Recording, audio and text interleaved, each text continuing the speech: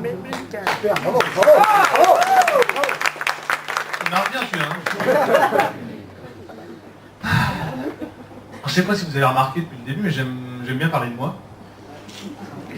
Et c'est un comportement qu'on retrouve chez bon nombre de mes confrères et sœurs. Parce qu'il faut avouer que vouloir faire rire en étant tout seul sur une scène, il faut être carrément mégalo. Et on le sait tous, les artistes mégalos ratés, ils deviennent dictateurs. J'ai 3 exemples historiques précis pour démontrer la véracité de cette théorie. En 1909, Hitler veut devenir peintre. Il n'est pas pris aux Beaux-Arts. Et 30 ans plus tard, guerre mondiale, génocide et suicide dans son bunker. 1960, Pol Pot rêve d'être acteur. Il n'est pas pris au cours Florent. Et 15 ans plus tard, un Cambodgien sur 5 meurt de faim, des milliers d'autres sont exécutés et il meurt malade et seul dans la jungle. Dernier exemple, franchement, 1966, Pinochet rêve de se lancer dans le stand-up. Il n'est pas programmé à juste pour rire. Les cons. Et bien 7 ans plus tard, un coup d'État, des milliers de Chiliens torturés ou éliminés, et il meurt très vieux dans son lit. C'est effrayant. Alors, il y a 3 trucs à constater quand même. D'abord, c'est toujours les civils qui dérouillent. Ensuite, c'est toujours que des hommes. C'est vrai, hein? Je me rattrape pour le sketch d'avant. Et puis, troisièmement, plus l'échec est grand dans la tête du mec, plus les conséquences et la mort du gars vont être tragiques. D'ailleurs, ça me fait penser qu'on a eu hyper chaud. Parce que si cette théorie devait se vérifier à chaque fois, il y a quelques stars académiciens qui auraient déjà lancé un conflit nucléaire mondial. Est-ce que vous vous souvenez de Magali Vaé qui a gagné en 2005? D'accord? Il y en a qui se souviennent à peu près. Est-ce que vous vous rappelez de Cyril Sinélu en 2006? Bon, très bon. Très, très bon. Non, On va parler du même mec. Ouais, c'est ça. Non, mais franchement, ces gens-là, ils auraient pu faire péter la planète entière vu l'étendue de leur échec. Déjà, ils n'existent pas. Voilà, c'est tout. Est-ce que vous vous souvenez aussi de Jennifer, la première lauréate? Ah, okay, non, vous allez me dire, c'est vrai, elle a fait des trucs. Et pour le coup, c'est la planète qui aurait dû la détruire. Conclusion à tirer de cette tirade. Il va falloir parler de moi autour de vous. Parce que si j'y arrive pas, vous allez en subir les conséquences. Et la France entière avec vous d'ailleurs. Non mais j'espère vraiment réussir dans l'humour et j'avoue que je partais pas dans de bonnes conditions. Bah, attendez, je suis français depuis 70 générations. Je viens pas de Marseille, de banlieue ou du nord de la France. Et je peux pas profiter de mon émission Les Enfants de la télé pour rameuter du public. Alors, il y en a un qui aime pas Arthur.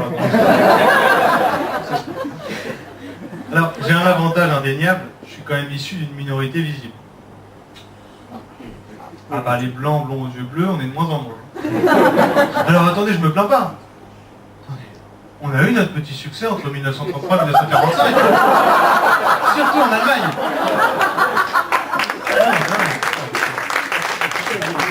Mais depuis, ça s'essouffle un peu.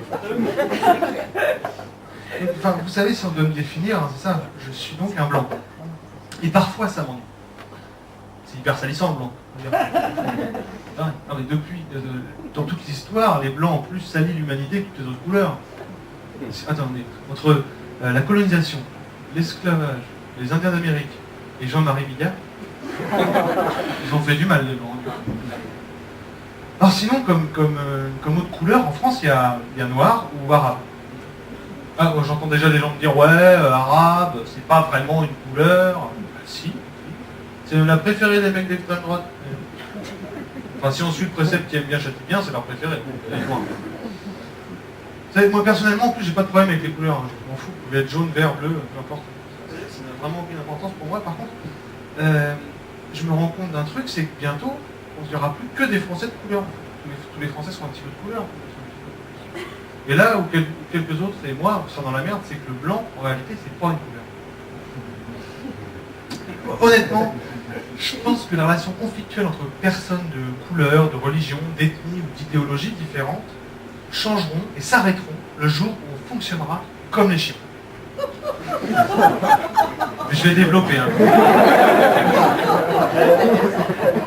Alors, je vais développer. Alors, est-ce que vous avez déjà vu un chien blanc attaquer un chien noir? Il répond pas aux questions.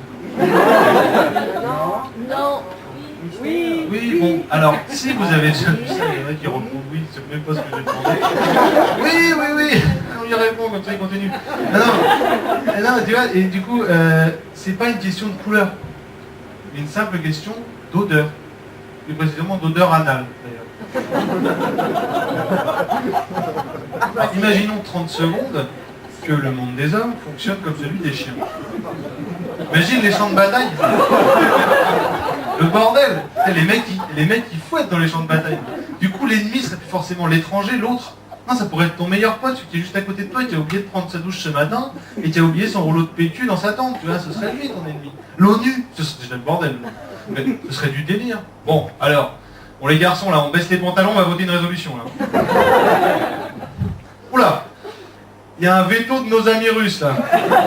Oh là là. Imagine, ce serait génial. Enfin, moi, je trouverais ça génial. Il y en a qui n'aiment pas.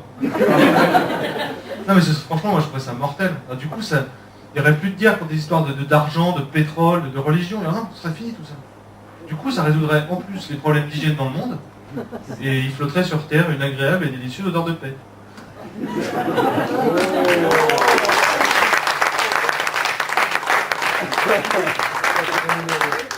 C'était un des moments poético-philosophico-militants du spectacle.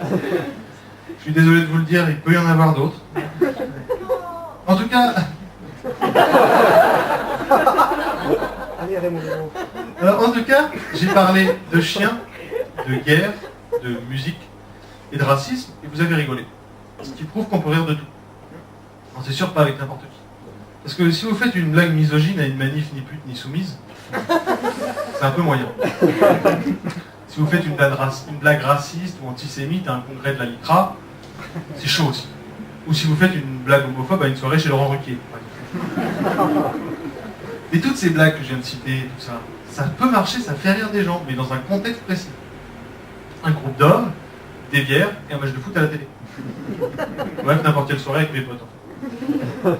Enfin, c'est un peu décousu tout ça, mais ce que je veux dire, c'est qu'il ne faut pas hésiter à rire du maximum de trucs, y compris de soi-même, bien évidemment. Parce que si chaque sensibilité devait être prise en compte, je ne ferais plus que des blagues sur les beaux blonds aux yeux bleus, sans commentaire, humoriste, fumeur, athée, supporter du FC Nantes, et en bonne santé, devant une salle remplie d'hommes identiques à moi. Et là, faut avouer, qu'est-ce qu'on